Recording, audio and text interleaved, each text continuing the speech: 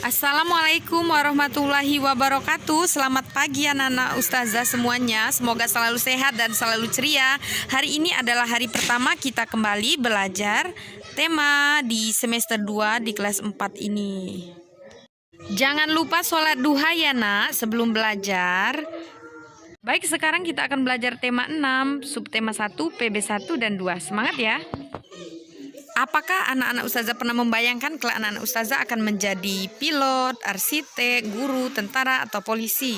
Kita belajar tentang aku dan cita-citaku. Agar cita-cita kita bisa tercapai, jangan lupa belajar yang rajin dan tekun mulai dari sekarang. Jangan lupa juga selalu berdoa dan berusaha untuk menggapai cita-citanya. Ustazah mendoakan cita-citanya tercapai ya anak-anak ya. Perhatikan gambar. Pada gambar pertama itu adalah gambar seorang pilot, gambar kedua adalah gambar arsitek, gambar ketiga adalah dokter hewan, gambar ketiga adalah pekerja seni. Dan masih banyak lagi profesi lainnya yang mungkin dari beberapa gambar di sini adalah salah satu cita-cita dari anak-anak ustazah. Di sini ada gambar guru. Yang pertama adalah gambar seorang guru. Kegiatan utama sehari-hari adalah mengajar di kelas, menyiapkan alat-alat mengajar, menyiapkan gambar, memberikan ilmu pengetahuan.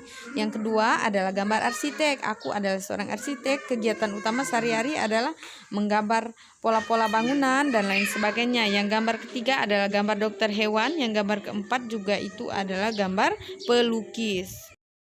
Bagaimana dengan anak-anak ustazah? Pasti mempunyai mimpi dan harapan tentang kegiatan atau pekerjaan kelak. Itulah yang dinamakan dengan cita-cita. Pada gambar ini ada teks tentang cita-citaku. Ayo kita cari tahu ciri-ciri puisi tersebut. Teks berjudul Cita-citaku di atas merupakan sebuah karya puisi. Pada baris pertama, anganku dan aku ingin itu disebut dengan baris puisi.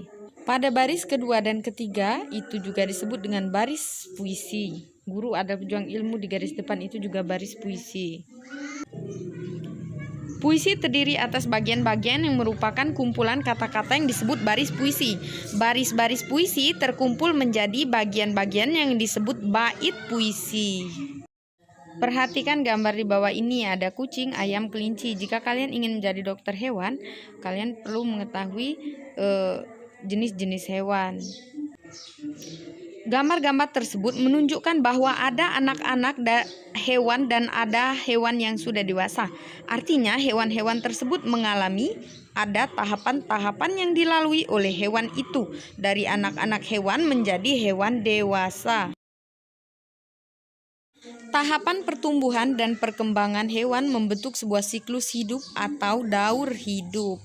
Jadi perlu diingat ya nak, namanya siklus hidup atau daur hidup. Hewan mengalami tahapan pertumbuhan dan perkembangan yang berbeda-beda. Ada jenis hewan yang mengalami perubahan bentuk di setiap tahap hidupnya. Tahapan pertumbuhan dan perkembangan hewan membentuk sebuah siklus hidup atau daur hidup. Lihat pada gambar ada telur ayam, anak ayam, terus anak-anak ayam kecil baru menjadi ayam dewasa. Perhatikan juga gambar kupu-kupu. Kupu-kupu juga mengalami perubahan bentuk. Perhatikan gambar. Hewan mengalami tahapan perubahan, ada perkembangan yang berbeda-beda. Ada jenis hewan yang mengalami perubahan bentuk di setiap tahap hidupnya. Contohnya kupu-kupu mengalami perubahan bentuk. Berbeda dengan kucing. Kucing tidak mengalami perubahan bentuk. Hewan yang mengalami perubahan bentuk dalam siklus hidupnya berarti mengalami metamorfosis.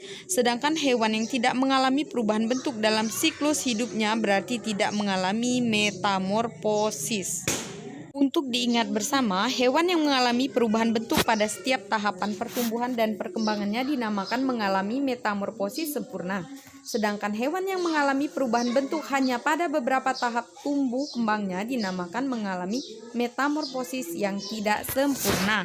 Diingat ya. Kita perhatikan pada gambar kupu-kupu. Siklus hidup kupu-kupu adalah metamorfosis sempurna. Awalnya kupu-kupu adalah kepompong ulat dari telur menjadi ulat larva. Selanjutnya kepompong pupa menjadi kepompong pupa, menjadi kupu-kupu muda, lalu menjadi kupu-kupu dewasa. Perhatikan gambar pada gambar ini. Siklus hidup katak juga metamorfosis sempurna. Mulai dari telur berubah menjadi kecebong, dari kecebong berubah menjadi berudu, dari berudu menjadi katak muda, lalu menjadi katak dewasa. Perhatikan lagi gambar ini. Di sini adalah siklus hidup belalang mengalami metamorfosis yang tidak sempurna. Mengapa? Coba kita perhatikan, dari telur dia menjadi nimpa kecil, nimpa kecil, nimpa kecil, kemudian nimpa remaja, menjadi dewasa imago, baru menjadi betina bertelur. Jadi dia tidak mengalami metamorfosis yang sempurna. Perhatikan gambar di sini. Di sini ada gambar kecoa. Siklus hidup kecoa mengalami metamorfosis tidak sempurna. Kita perhatikan lagi. Dari telur menetas menjadi nimpa 1, tumbuh menjadi nimpa 2, tumbuh menjadi dewasa 1, tumbuh menjadi dewasa 2, dan menghasilkan telur. Ini adalah siklus hidup yang tidak sempurna dari kecoa. Demikianlah pembelajaran tema kita tentang cita-citaku. Semua ustazah berdoa semoga cita-cita anak ustazah bisa tercapai. Jangan lupa tetap belajar dan berusaha dengan semangat ya nak ya. Sampai di sini dulu.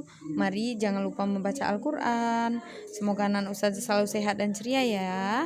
Salam kangen dari ustazah semuanya. Semoga COVID-19 segera berakhir di Kabupaten Kepanjen dan negara kita. Amin ya robbal alamin. Ustazah akhiri. Assalamualaikum warahmatullahi wabarakatuh.